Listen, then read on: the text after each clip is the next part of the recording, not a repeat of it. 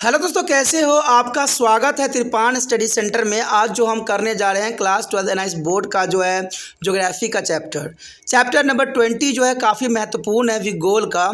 इसमें आज हम करेंगे land, soil and vegetation resources in India, यानी भारत में भूमि, मृदा और वनस्पति के विषय में जो है यहाँ पर विस्तार पूर्वक चर्चा करेंगे और जानने की कोशिश करेंगे कि लैंड, सॉइल और वेजिटेशन का जो है भारत में के लिए कितना महत्वपूर्ण योगदान है। और ये टॉपिक कई मायने में हर एक क्लास के बच्चों के लिए इंपॉर्टेंट रहेगा, चाहे वो सीबीएसई में पढ़ते हो, चाहे एनआईएस बोर्ड के बच्चे हो, चाहे यूपी बिहार बोर्ड के बच्चे हो, कोई भी बोर्ड के बच्चे हो। अगर उनके सिलेबस में ये टॉपिक है तो ये सिलेबस उनके लिए अत्यंत महत्वपूर्ण होने वाला है। साथ में जो बच्चे कंपटीशन की तैयारी कर रहे हैं उनके लिए भी ये अमृत तुल्य होगा, ठीक है।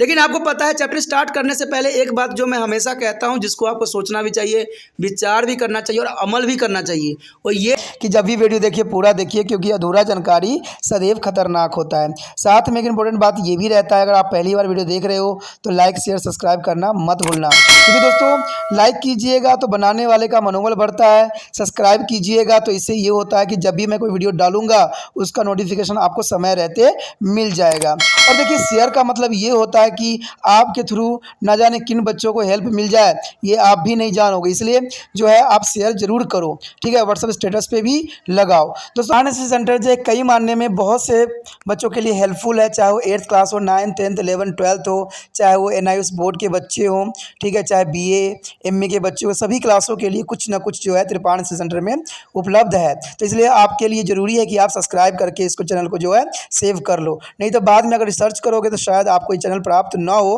तो इसलिए सोचना नहीं, विचार नहीं करना है, सब्सक्राइब करके जो है अपने पास सेव करना है। दोस्तों, ये तो बात था आपके लिए, लेकिन अब देखते हैं हमारा आज टॉपिक क्या है। The next important topic here, soil resource. Soil resource is the most important here. According to the chapter, the soil is defined as a upper layer of the earth composed of loose surface material. It is a mixture of many substances, including endless variety of mineral, remnant of plant and animals, water and air also here. It is the end of product of continues to the interaction between to the parents material and local climate. Plant and animals is an organism and elevations of land here.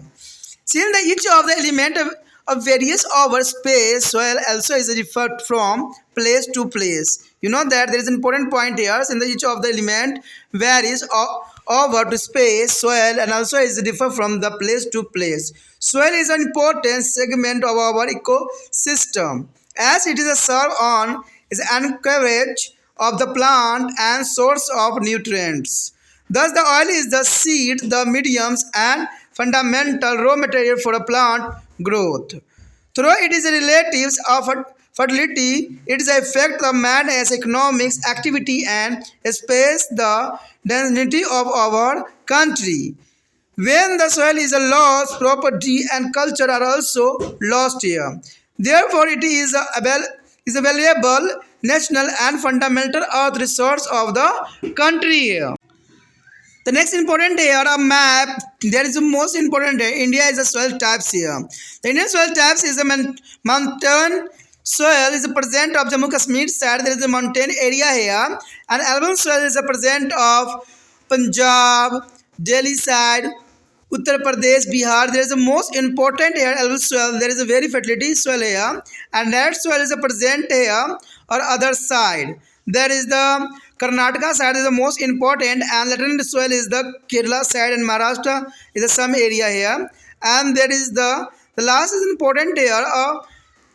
Soil there is the most important, and there is important here a distribution for the all over India here. यहाँ पर जो हमारे समक्ष आया है अत्यंत महत्वपूर्ण point, मृदा संसाधन। देखिए, मृदा संसाधन काफ़ी महत्वपूर्ण है। और मृदा आप कहो या आप मिट्टी संसाधन कहो, तो ये दोनों का अर्थ एक ही है कि मृदा को मिट्टी के नाम से भी जाना जाता है। और ये संसाधन आपको पता है किसी भी देश की इकोनॉमिकल अर्थव्यवस्था के लिए अत्यंत महत्वपूर्ण होता है। और भारत जैसा देश जो कि कृषि प्रधान देश कहलाता है, इसके लिए जो है मृदा संसाधन होना कई मायने में महत्वपूर्ण है। और देखा जाए तो भारत में जो है बहुत विविधताएं भी पाई जाती है मृदा संसाधन के अंतर्गत। तो अगर किसी भी क्षेत्र में आप चले जाओ तो वहाँ पर जो है हर टाइप्स के जो है मिट्टी आपको नज़र आएगी। जिस क्षेत्र में जाओगे वैसे ही मिट्टी आपको नज़र आएगा। तो ये काफ़ी महत्वपूर्ण बात यहाँ है मृदा संसाधन के अंतर्गत। कहते हैं असंगठित पदार्थों से बनी पृथ्वी की सबसे ऊपरी परत को मृदा कहते हैं। तो ये तो सामान्य सी बात है, असंगठित पदार्थ से बनी पृथ्वी की सबसे ऊपरी परत जो होती है वो मिट्टी की होती है, जिसपे हम सब रहते हैं। ये अनेक प्रकार के खनिजों, पौधे और जीव जंतुओं के अवशेषों से बनी है। तो इसमें कोई दो राय नहीं है कि ये जो है खनिज, पौधे और जीव जंतुओं के अवशेषों से जो है इसकी परत का जो है निर्माण हुआ है। और ये जलवायु, पेड़ पौधे, जीव जंतु और भूमि की ऊंचाई के बीच लगातार परस्पर क्रियाओं के परिणाम स्वरूप विकसित हुई है। इसमें से प्रत्येक घटक जो है क्षेत्र विशेष के अनुरूप बदलता ही रहता है। अंततः मृदाओं में भी एक स्थान से दूसरे स्थान के बीच विभिन्नता पाई जाती है। तो इसमें कोई दो राय नहीं है, जिस क्षेत्र में आप जाओगे वैसे ही आपको वहाँ पर मृदा जो है नज़र आएगी, जो कि काफ़ी महत्वपूर्णता को दर्शाता है। कहते हैं मृदा यानी मिट्टी पारितंत्र का एक जो है महत्वपूर्ण घटक है, क्योंकि ये पेड़ पौधे का आश्रय स्थल होने के साथ साथ उन्हें पोषक तत्व प्रदान भी करने का मुख्य स्रोत होते हैं। और आपको पता है कि पेड़ पौधों के कारण ही इंसान भी जीवित है, क्योंकि इनकी क्रियाओं से ही जो है इंसान हो चाहे कोई भी जीव जंतु हो उसका जो है पालन पोषण होती है। इस प्रकार मृदा पौधों की वृद्धि के लिए सुरक्षित आधार एवं मौलिक कच्चा माल प्रदान करने के माध्यम होती है, जो कि काफ़ी महत्वपूर्ण बात है। मिट्टी अपनी तुलनात्मक उर्वरकता के द्वारा जो है मानव की आर्थिक क्रियाओं को काफ़ी प्रभावित करती है और अपने देश की जो नियति का निर्धारण करती है। तो इसमें कोई दो राय नहीं, कोई भी देश का जो है अर्थव्यवस्था इन्हीं चीज़ों पर जो है निर्धारित होती है। वहाँ की फर्टिलिटी मिट्टी के ऊपर ही सारे वर्गदमार जो होती है उसी के ऊपर होती है, सारे दबाव उसी के ऊपर होती है। अगर जिस देश में अगर देखिए मिट्टी अगर सही गुणवत्ता वाले नहीं हो तो वहाँ पर जो है कृषि करना संभव नहीं है। और देखा जाए तो भारत के पास बहुत 7वां जो है बड़ा देश है और इसकी क्षेत्रफल बहुत ही कम है, लेकिन जनसंख्या देखा जाए तो यहाँ पर दूसरे नंबर पे है। और इतनी बड़ी जनसंख्या को जो है भरण पोषण करना बहुत ही दुष्कर्म कार्य है, लेकिन यहाँ की मिट्टियों के कारण जो है यहाँ के लोगों की जो है भरण पोषण बहुत ही सरलता के साथ हो जाती है, क्योंकि यहाँ की मिट्टियाँ जो है काफ़ी उपजाऊ होती है। कहते हैं मृदा को नष्ट होने के साथ ही जो है संपत्ति एवं संस्कृति दोनों ही ध्वस्त हो जाते हैं। तो ये बहुत काफ़ी महत्वपूर्ण बात है कि मिट्टियों को नष्ट होने के साथ ही संपत्ति एवं संस्कृति दोनों का ध्वस्त होना एक स्वाभाविक बात होता है। इसलिए मृदा भारत की जो है बहुमूल्य राष्ट्र एवं मौलिक भू संपदा है। इसलिए भारत की मिट्टी जो है बहुमूल्य है और जो भू संपदा के रूप में जो है इसको वर्णित किया जा सकता है। अब इम्पोर्टेंट ये भी रहता है कि इसको जो है किस क्षेत्र में कैसी मिट्टी पाई जाती है, ये आप जो है इसके मैप से ही समझ सकते हो। चलिए देखते हैं मैप में किस मिट्टी को कहाँ पर स्थान मिली और कौन से क्षेत्र को ये भरण पोषण करने के लिए और उर्वरकता क्षमता बढ़ाने के लिए जो है अपना कार्य कर रही है। इस मानचित्र में आप देख सकते हो कि सभी मिट्टियों का जो है अपना अपना स्थान यहाँ दर्शाया गया है और इसी कारणों से उन क्षेत्रों में जो है काफ़ी जो है उपजाऊ क्षमता भी रहती है। देखा जाए पर्वतीय मृदा जो है ऊपर के साइड आप देख सकते हो, जम्मू कश्मीर के साइड है, ठीक है, हिमाचल के साइड है, तो काफ़ी महत्वपूर्ण है। यहाँ पर जो है पर्वतीय मृदा पाई जाती है, मिट्टी पाई जाती है, तो इसका अपना एक स्थान है। अगर हम देखें अगले क्षेत्र में तो वो है जलोढ़ मृदा। जलोढ़ मृदा देखिए जहाँ जहाँ है वो काफ़ी क्षेत्र उपजाऊ है, चाहे वो पंजाब हो, चाहे आपको हरियाणा हो, चाहे उत्तर प्रदेश हो, चाहे आपका बिहार हो, काफ़ी महत्वपूर्ण है। और कहते हैं ये मिट्टी जो है उपजाऊ क्षमता के लिए काफ़ी पर्याप्त है। और अब देख सकते हो कि यहाँ पर गुजरात के साइड भी कुछ क्षेत्रों में जो है जलोढ़ मिट्टी ही नज़र आएंगे और भारत के मैक्सिमम पार्ट में जलोढ़ मिट्टी का ही अपना दबदबा है। तो इससे काफ़ी देखा जाए तो भारत की उपजाऊ क्षमता जो है काफ़ी है और ये मिट्टी जो है इसके लिए उत्तरदायी है। अगर हम लाल मिट्टी की बात करें तो लाल मिट्टी जो है कई क्षेत्रों में आपको दिखेंगे जो कि काफ़ी महत्वपूर्ण होते हैं। भारत के देखा जाए तो लाल मिट्टी का क्षेत्र जो है पूरे आपको कर्नाटका साइड दिखेंगे और कलकत्ता साइड भी दिखेगा और झारखंड के साइड भी आपको जो है लाल मिट्टी की ही नज़र आएगी। तो ये क्षेत्र जो है काफ़ी महत्वपूर्ण है, ठीक है, ये काफ़ी क्षेत्रों में ये नज़र आ रहे हैं। लेकिन अगर काली मिट्टी की बात करें तो कहते हैं भारत के बीचों बीच अगर मध्य प्रदेश हो, महाराष्ट्र हो, तो इधर साइड जो है काफ़ी काली मिट्टी के क्षेत्र जो है नज़र आ रहा होगा। अगर पेपरों में ऐसे ही अगर दिखाने के लिए अगर आपको आता है तो इससे आप ज्ञान जो है पर्याप्त मात्रा में रख सकते हो कि पर्वतीय मिट्टी जो होती है ऊपरी क्षेत्र में दिखती है। उसके बाद जलोढ़ मिट्टी जो है यहाँ पर आपको पंजाब से शुरू होकर जो है बिहार साइड जो है उत्तर प्रदेश साइड, इवन कि गुजरात में भी आपको नज़र आ जाता है। तो ये क्षेत्र को दर्शाना आपके लिए इतनी मुश्किल नहीं रहेगा। लाल मिट्टी अगर देखिएगा तो ये कलकत्ता के साइड जो है आपको झारखंड के साइड होते हुए जो है कर्नाटका के साइड जो है कन्याकुमारी तक यही मिट्टी जो है लाल मिट्टी ही नज़र आएगी।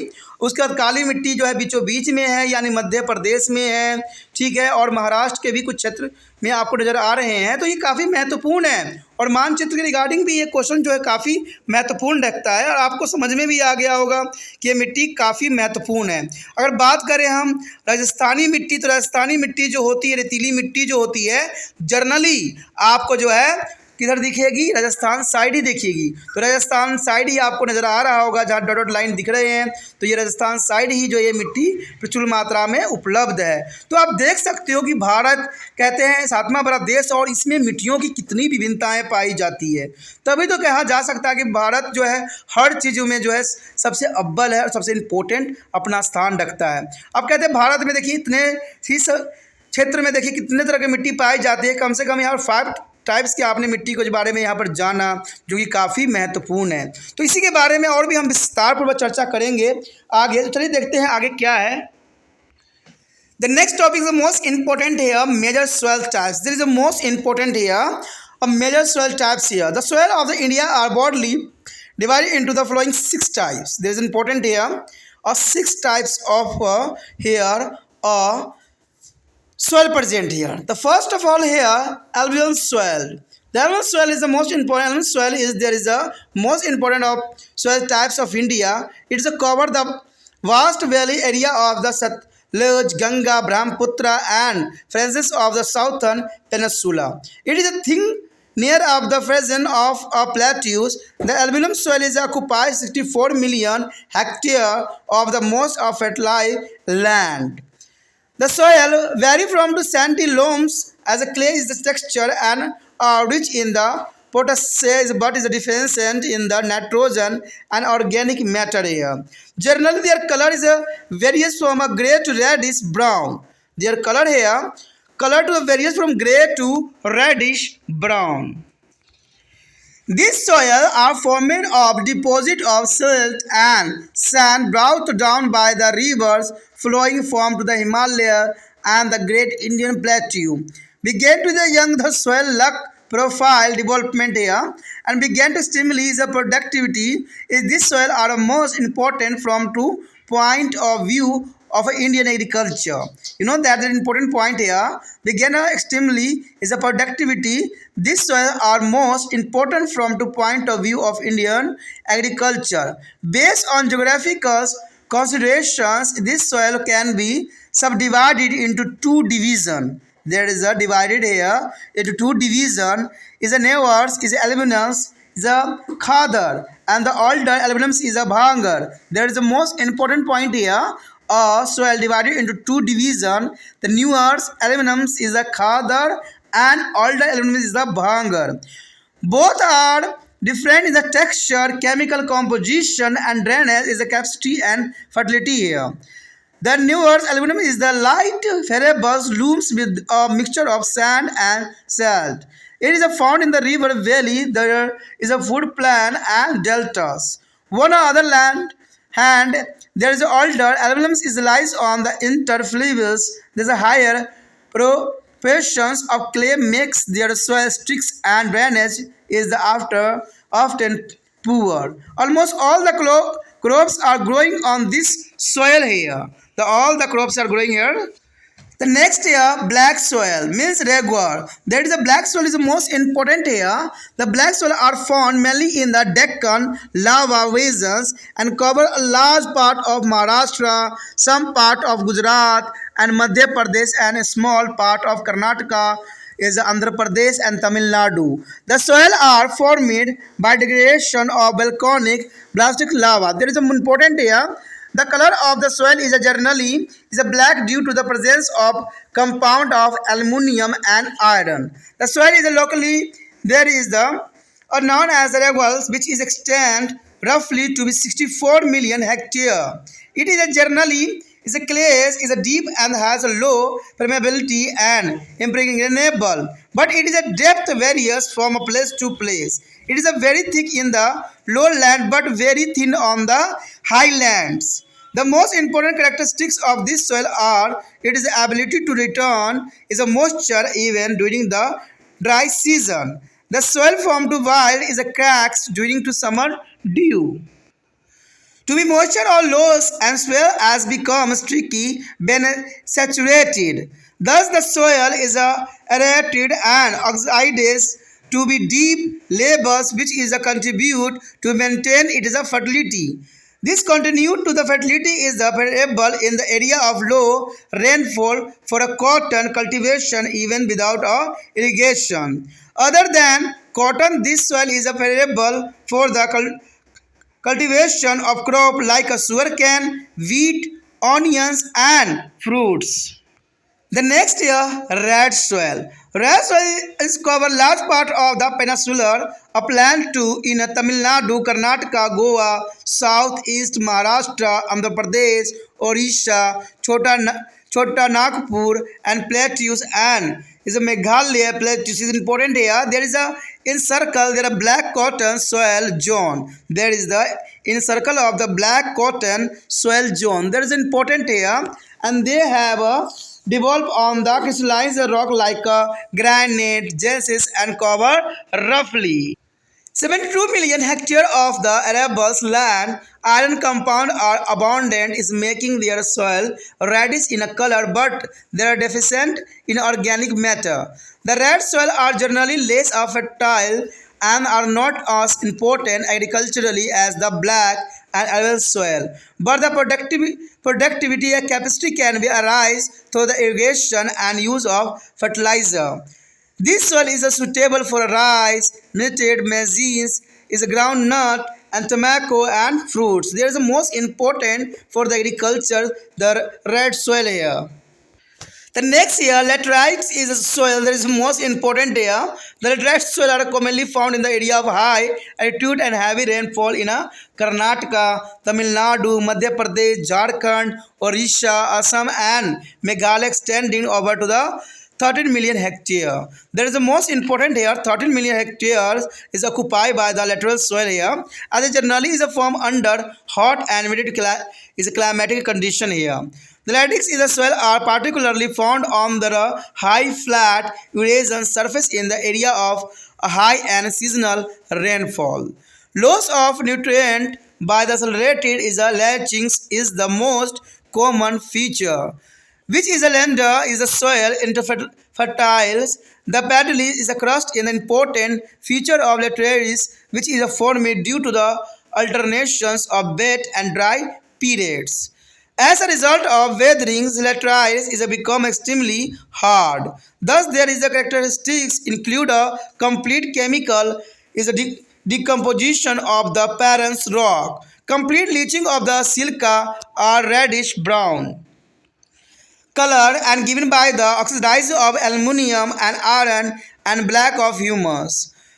The crop which is generally is grow rice, mills, sugar cane. On the lowland there is a tropical plantation such as a rubber, coffee and tea on the upland. There is a most important soil here. There is a growth of rice, sugar cane and there is a rubber, coffee and tea.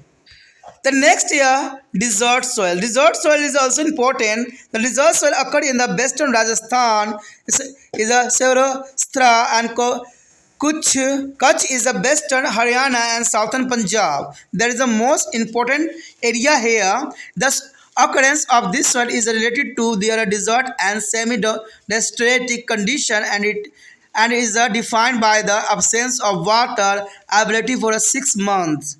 The soil is sandy to the gravelly with a poor organic matter and low humus content. If frequently rainfall, low moisture and long drought is the season. The soil is exhibited to the poorly developed horizon and plants are widely spaced. Is a chemical weathering is limited. The color of the soil is either red or light brown. Generally, this soil is a lack of basic requirement for agriculture. But when the water is available, variety of crop like cotton, rice, beet, etc. can be grow with the proper doses of fertilizer. The next here, mountain soil. There is an important here, mountain soil. The mountain soil are complex and extremely varied. The soil is very prone to the deep alluvium in the river basin and lower slopes to be highly immature, residual gravelly on the higher altitudes.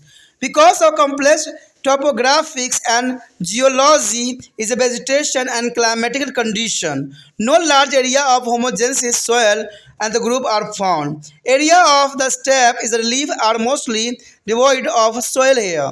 The various types of crops are growing in a different region like rice in a valley or corded on the slope and the potato is almost all area. There is a most important soil is a mountain soil here.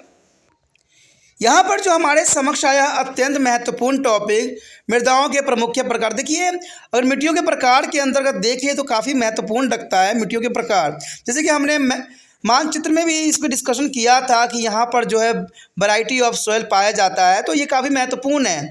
और देखा जाए तो भारत में मिट्टियों की जो प्रकार है वो 6 प्रकार में बांटा गया है। और ये विभिन्नताओं का ही प्रचालक है कि भारत में इतने प्रकार की मिट्टियाँ पाई जाती है और इसी कारण यहाँ पर जो है काफ़ी जो है फसलें ली जाती है। और यहाँ कहते हैं विश्व में दूसरे स्थान जनसंख्या रखने वाले देश के लिए जो है हर एक व्यक्तियों के लिए पेट भरना संभव ही नहीं होता, लेकिन यहाँ पर मिट्टी की वैरायटी होने के कारण जो है हर चीज़ जो है बहुत ही सुगलता से उगाई जाती है, बहुत ही आसानी से उग जाती है और जिसकी वजह से यहाँ भारत में जो है हर एक व्यक्ति का पोषण होना स्वाभाविक बनाती है। तो यहाँ पर सबसे पहले बात हम करें तो 6 मिट्टियों में पहले मिट्टी तो आती है जलोढ़ मृदा। देखिए जलोढ़ मिट्टी भी काफ़ी महत्वपूर्ण रखती है अपने स्थान पे और 6.4 करोड़ हेक्टेयर जो है इसी की ही फैली हुई है। जलोढ़ जो है मृदाएँ भारत की सबसे महत्वपूर्ण मृदाओं में से एक मानी जाती है और सतलुज, गंगा और ब्रह्मपुत्र नदियों के विस्तृत घाटी क्षेत्र और दक्षिण प्रायद्वीप के सीमावर्ती भागों में ये पाई जाती है। और भारत के सबसे उपजाऊ भूमि के 6.4 करोड़ हेक्टेयर क्षेत्र में जो है जलोढ़ मृदाएँ फैली हुई है और जलोढ़ मृदाओं का गठन जो है बलुआई, दोमट और मृत्तिका दोमट तक होती है। तो ये काफ़ी महत्वपूर्ण है कि जलोढ़ मिट्टी का जो निर्माण हुई है, जो गठन हुई है बलुआई, दोमट और मृत्तिका दोमट से हुई है और इसमें जो है पोटाश की अधिकता होती है लेकिन नाइट्रोजन एवं जैव पदार्थ की कमी तो रहती है। तो ये काफ़ी महत्वपूर्ण है कि इसमें पोटाश की अधिकता होती है लेकिन नाइट्रोजन एवं जैव पदार्थों की कमी सदैव रहती है। सामान्यतः ये मृदाएँ जो है धुंधले से लालिमी भूरे रंग की होती है और इन मृदाओं की जो है निर्माण हिमालय पर्वत और जो है विशाल भारतीय पठार से निकलने वाले नदी द्वारा बहाकर लाई गई गाद और बालू के लगातार जमाव से हुआ है। क्योंकि ये मिट्टी इसलिए इतना महत्वपूर्ण होती है क्योंकि ये नदियों के द्वारा बहा कर लाई गई मिट्टी होती है और कहते हैं नदियों के द्वारा बहा कर लाई गई मिट्टी का अपना एक विशेष स्थान होता है और ये काफ़ी देखा जाए मान्यता में काफ़ी उपजाऊ भी होती है। तो ये काफ़ी महत्वपूर्ण है। कहते तरुण होने के नाते इन मृदाओं में जो है परिच्छेदिका के विकास की कमी होती है और अत्यधिक उत्पादन होने के नाते जो है इन मृदाओं के 2 उपविभागों में बांटा गया है। ठीक है, नवीन जलोधक खादर और प्राचीन जलोधक बांगर। तो खादर और बांगर इसी के को ही कहते हैं। तो ये आपको समझ होना चाहिए कि जो जलोढ़ मिट्टी है उसके 2 प्रकारों को जो है खादर और बांगर कहते हैं और दोनों प्रकार की मृदाएं जो संरचना और रासायनिक संगठन, जल विकास क्षमता एवं उर्वरता में एक दूसरे से भिन्न है। कहते हैं दोनों एक ही का पार्ट है लेकिन दोनों में काफ़ी विभिन्नताएं देखने को हमें मिलती है। नवीन जलोधक जो है हल्का भुरभुरा दोमट होती है जिसमें बालू और मृत्तिका का मिश्रण पाया जाता है। यह मृदा नदियों की घाटियों, बाढ़ मैदानों और डेल्टा प्रदेश में पाई जाती है और इसके विपरीत प्राचीन जलोधक द्वाब 2 नदियों के बीच की जो है उच्च भूमि होती है क्षेत्र में ये पाया जाता है। तो ये काफ़ी महत्वपूर्ण बात यहाँ पर आता है। मृतिकाओं के अनुपात अधिक होने के कारण यह मृदा जो है चिपचिपी है। देखिए ये काफ़ी महत्वपूर्ण है। मृतिका का होने के कारण जो है ये मिट्टी आपको चिपचिपा नज़र आएगी और जल निकास कमज़ोर होगा, यानी जल के जो निकास करने की यानी भेजने की क्षमता बहुत कम होती है और इन दोनों प्रकार की मृदाओं में लगभग सभी प्रकार की फसलें पैदा की जा सकती है। यानी देखा जाए तो जो ये मिट्टी है, जलोढ़ मिट्टी है, एक आदर्श मिट्टी है क्योंकि इसमें हर तरह के फसल का जो है उत्पादन करना संभव बनाती है। तो इसलिए इस मिट्टी को आदर्श मिट्टी के नाम से भी जाना जा सकता है। उसके पश्चात हमारे समक्ष काली मृदा। देखिए काली मिट्टी का भी अपना एक विशेष स्थान है। कहते हैं काली मिट्टी के बारे में हम बात करें इसे हम जो है रेगार्ड मृदा भी कहते हैं। तो इसको दोनों नाम से जाना जाता है, इसको काली मृदा भी कह सकते हो, रेगार्ड मृदा भी कह सकती हो। काली मृदा जो है दक्कन के लावा प्रदेश में पाई जाती है, यानी काली मृदा जो है दक्कन के लावा प्रदेशों में पाई जाती है। और यह मृदा जो है महाराष्ट्र के बहुत बड़े भाग, गुजरात, कर्नाटक, आंध्र प्रदेश और तमिलनाडु कुछ भागों में जो है पाई जाती है। और इस मृदा का निर्माण जो है ज्वालामुखी के बेलसॉल्ट लावा के विघटन के परिणाम स्वरूप हुआ है। तो काली मिट्टी के बारे निर्माण के विषय में आप समझ ही गए होंगे कि इसका जो है लावाओं से जो है इसका विघटन के कारण इसका निर्माण हुआ है, जो काफ़ी महत्वपूर्ण है। इस मृदा का रंग जो है सामान्यतः काला है, जो इसमें उपस्थित जो एल्यूमिनियम और लोहे के योग के कारण होता है। तो काफ़ी महत्वपूर्ण है कि इसका काला रंग जो होता है किसके कारण होता है, ऊपर से एल्यूमिनियम्स और लोहे के योग के कारण इसका रंग जो है काला नजर आती है। और इस मृदा का स्थानीय नाम जो है रेगड़ मिट्टी भी कहते हैं। और यह लगभग जो है 6.4 करोड़ हेक्टेयर भूमि पर ये फैली हुई है। तो ये भी काफ़ी महत्वपूर्ण यहाँ पर बात रखता है कि 6.4 करोड़ हेक्टेयर भूमि पर यह फैली हुई है। और यह सामान्यतः गहरी मृत यानी चिकनी मिट्टी से बनी होती है। और ये अपरागमय है और यह इसकी प्रगमय बहुत ही कम है। अपरागमय और इसकी प्रगमयता जो है बहुत ही कम है। मृदा की गहराई भिन्न भिन्न स्थानों में अलग अलग होती है। कहते हैं निम्न भूमियों में इस मृदा की गहराई अधिक है, जबकि जो है उच्च भूमियों में ये बहुत ही गहराई कम होती है। इस मृदा की सबसे प्रमुख विशेषता यही है कि यह शुष्क ऋतु में भी यह मृदा अपने में नमी बनाए रखती है, यानी शुष्क समय भी रहेगी फिर भी जो है ये अपने मिट्टी में जो है नमी बनाए रखती है। तो ये काफ़ी इसकी विशेषता है। देखिए कोई भी मिट्टी अगर नमी बचा के रखने में सक्षम होती है तो वो मिट्टी भी काफ़ी महत्वपूर्ण बन जाती है, क्योंकि मेन जो पेड़ पौधे ग्रोथ होते हैं नमियों के कारण ही होता है। ग्रीष्म ऋतु में इसमें से नमी निकलने से जो मृदा में चौड़ी चौड़ी दरारें पड़ जाती है और जल के संतृप्त होने पर यह फूल भी जाती है और चिपचिपी हो जाती है। तो ये भी काफ़ी महत्वपूर्ण बात है कि इस प्रकार मृदा पर्याप्त गहराई तक हवा से युक्त और ऑक्सीकृत होती है, जो इसकी उर्वरकता बनाए रखने में मदद देते हैं। मृदा की इस प्रकार जो है लगातार उर्वरकता बनी रहने के कारण यह कम वर्षा के क्षेत्रों में भी बिना सिंचाई के कपास की खेती करने के लिए काफ़ी अनुकूल होती है। और कपास के अतिरिक्त यह मृदा जो है गन्ना, गेहूँ, प्याज और फलों की खेती करने के लिए अनुकूल होती है। तो ये काफ़ी महत्वपूर्ण यहाँ पर है कि सिंचाई कपास की खेती इसमें किया जाता है काली मिट्टी में, जो कि काफ़ी महत्वपूर्ण है। और साथ में देखा जाए गेहूँ, प्याज और फलों की खेतियों के लिए ये मिट्टी जो है एक आदर्श मिट्टी के रूप में जानी जाती है। उसके पश्चात हमारे समक्ष लाल मृदा। देखिए लाल मृदा का भी अपने जगह पे बहुत ही महत्वपूर्ण स्थान है। कहते हैं प्रायद्वीपीय पठार के बहुत बड़े भाग पर लाल मृदा पाई जाती है। इसमें तमिलनाडु, कर्नाटक, गोवा, दक्षिण पूर्व महाराष्ट्र, आंध्र प्रदेश, उड़ीसा, छोटा नागपुर पठार और मेघालय पठार के भाग इसमें सम्मिलित हैं। तो ये काफ़ी महत्वपूर्ण है। पठारीय जो है लाल मृदा जो है मैक्सिमम जो है तमिलनाडु, कर्नाटक, गोवा और दक्षिण पूर्व महाराष्ट्र, आंध्र प्रदेश, उड़ीसा, छोटा नागपुर पठार में मेघालय क्षेत्रों में पाया जाता है। तो ये मेघालय क्षेत्र से नाम से ही पता लग रहा है कि जो लाल मिट्टी है वो बरसात वाले क्षेत्रों में काफ़ी जो होती है, यानी लाल मिट्टी का जो है मुख्य जगह जो है बरसात वाले क्षेत्र ही हैं। लाल मृदा के ये क्षेत्र कपास की काली मृदा के भूभाग घेरे हुए हैं। और ये मृदा जो है ग्रेनाइट और नीस जैसे दावेदार चट्टानों पर विकसित भी हुए हैं। और यह कृषि भूमि के 7.2 करोड़ हेक्टेयर क्षेत्र पर यह फैली हुई है। और इस मृदा में लोहे के यौगिक को अधिकता के कारण इसका रंग लाल होता है, परंतु इसमें जैव पदार्थों की कमी बनी रहती है। कहते हैं कि मिट्टी जो है जितना महत्वपूर्ण है हर चीज़ों के लिए, कहते हैं 7.2 करोड़ हेक्टेयर में फैली होती है। तो ये काफ़ी महत्वपूर्ण बात को यहाँ दर्शाया गया है। और दर्शाने की बात इसमें यह भी है कि ये मृदा सामान्यतः कम उपजाऊ है और काली मृदा तथा जलोढ़ मृदा की तुलना में लाल मृदा के कृषि के लिए बहुत कम महत्व है। तो इसमें महत्ता को के ऊपर भी बहुत महत्वपूर्ण बात आई है कि अगर देखा जाए तो जलोढ़ मिट्टी और लाल मिट्टी की तुलना में ये मिट्टी की जो है कि कम महत्व दिया गया है, परंतु इसकी उत्पादकता सिंचाई और उर्वरक के प्रयोग द्वारा बढ़ाई जा सकती है। तो लाल मिट्टी की जो उर्वरकता को बढ़ाना कोई बड़ी बात नहीं है, क्योंकि इसका अगर देखा जाए काली मिट्टी और जलोढ़ मिट्टी के बाद में इसका जो स्थान आती है।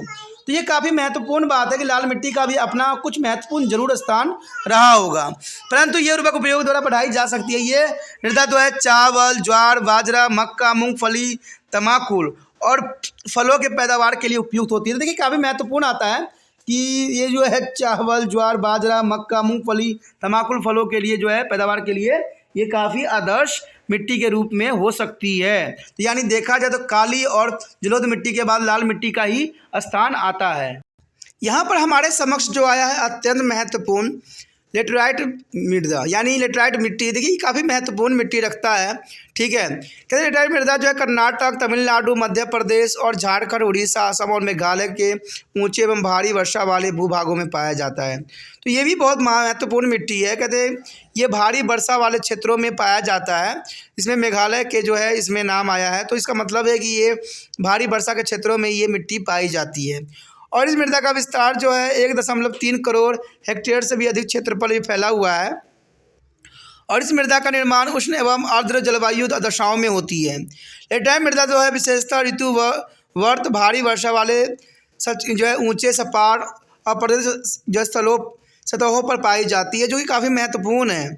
यानी लेटराइट मृदा जो विशेषतः ऋतु वर्त भारी वर्षा वाले ऊंचे सपाट अपर्दत सतहों पर पाई जाती है। तीव्र निक्षालन क्रिया द्वारा पोषण तत्वों का नाश हो जाना इस मृदा का सामान्य लक्षण है।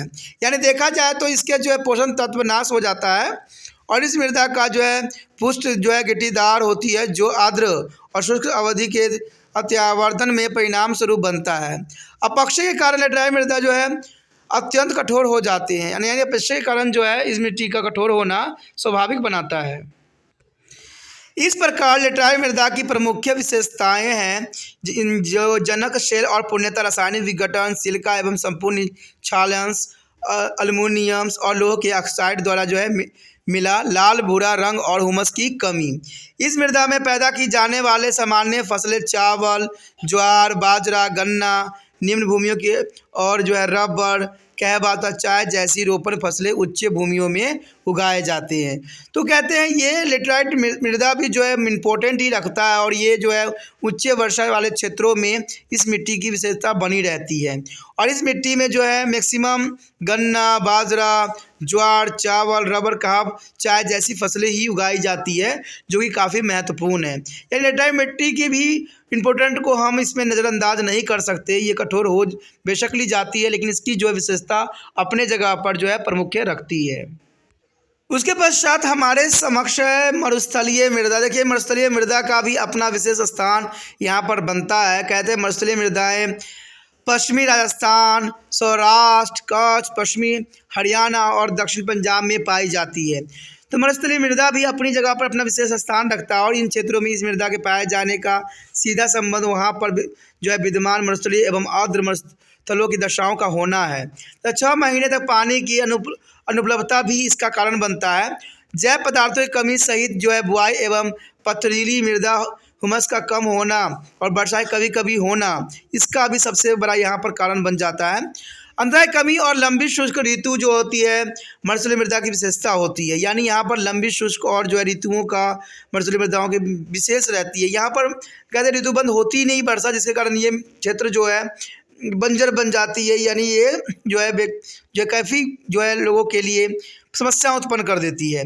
इस मृदा में जो संतरों का विकास कम हो गया है और इस मृदा के क्षेत्र में पौधे एक दूसरे से बहुत दूर पर मिलते हैं। यानी पौधे भी आपको यहाँ पर बहुत ही कम नज़र आएंगे और जो पौधे यहाँ नज़र भी आएंगे उनकी अपनी एक विशेषता होती है, क्योंकि इनके पत्ते जो होते हैं कांटेदार रूप में जो है परिवर्तित हो जाती है। यानी पत्ते जो होते हैं कांटेदार रूप में ये परिवर्तित हो जाती है और मैक्सिमम यहाँ पर जो है झाड़ियाँ वाले ही पौधे मिलते हैं, चाहे कैक्टस हो जाए चाहे बबूल हो जाए, क्योंकि यहाँ पर जो है कम पानी सोखने वाले और लंबे जड़ वाले पेड़ पौधे ही नज़र आते हैं। तो ये मिट्टी की अपनी एक विशेषता होती है जो कि बहुत ही काफ़ी महत्वपूर्ण है। कहते हैं जीव जंतु भी वही पाए जाते हैं जो कि बहुत ही कम जिनको वाटर की आवश्यकता होती है और इस मृदा के क्षेत्र में पौधे एक दूसरे से बहुत दूर पर मिलते हैं, तो ये भी इसकी एक विशेषता होती है। कहते हैं रासायनिक अपक्ष सीमित होती है और मृदा का जो है रंग लाल या हल्का भूरा नज़र जरूर आता है।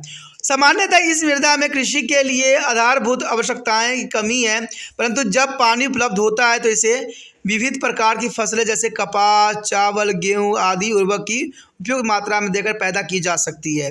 तो देखा जाए इस मिट्टी की भी अपनी एक विशेषता है। कहते हैं ये जो है मृदा जो है रंग लाल एवं हल्का भूरा जरूर दिखाई देता है और सामान्यतः इस मृदा में कृषि के लिए आधारभूत आवश्यकताओं की कमी जरूर रहती है, परंतु जब पानी उपलब्ध होते हैं तो इसे अधिक विविध प्रकार की फसलें जैसे कि कपास, चावल, गेहूं आदि उर्वरक की उपयुक्त मात्रा देकर पैदा की जा सकती है। तो इस मिट्टी की जो है विशेषता को भी बढ़ा देती है। उसके पश्चात जो है पर्वतीय मृदा। देखिए पर्वतीय मृदा का भी अपना एक विशेष स्थान रखता है। कहते हैं पर्वतीय मृदा जो है जटिल है और इसमें अधिक विविधता मिलती है, क्योंकि ये पर्वतीय क्षेत्र में पाया जाता है, इसलिए पर्वतीय मृदा के नाम से जाना जाता है। और आपको पता है पर्वतीय क्षेत्र में जो है मैक्सिमम बहुत विविधता पाई जाती है, क्योंकि ये जो है पर्वत का निर्माण जो होते हैं बड़े बड़े चट्टानों से होती है। तो यहाँ पर देखा जाए तो यह चट्टाने वाली मिट्टी ही पाई जाएगी। यह जो है नदी, द्रोणी और निम्न ढलानों पर जलोढ़ मृदा के रूप में भी पाई जाती है। यहाँ पर ऊंचे भागों पर जो है अपप्रविक्त मृदा या पथरीली मृदा ही पाई जाती है। तो पथरीली मृदा पर जो है कृषि का होना बहुत ही दुष्कर्म होती है।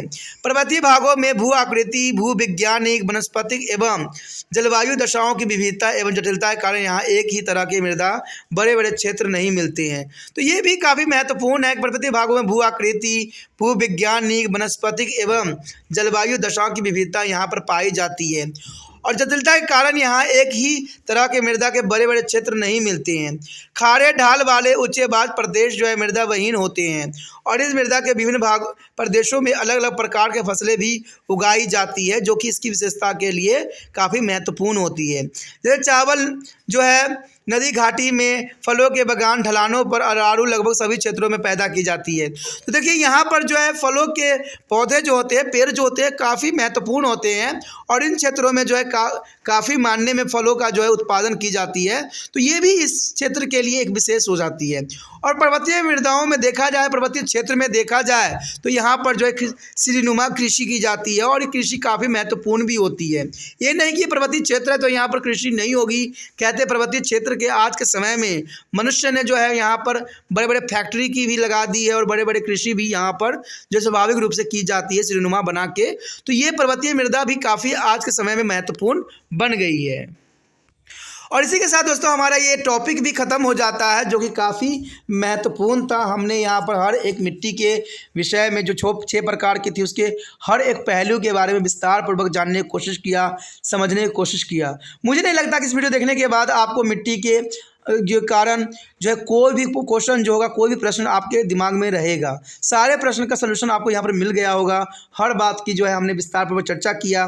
तो ये वीडियो जो है मिट्टी के रिगार्डिंग बहुत ही यूज़फुल है हर एक बच्चों के लिए।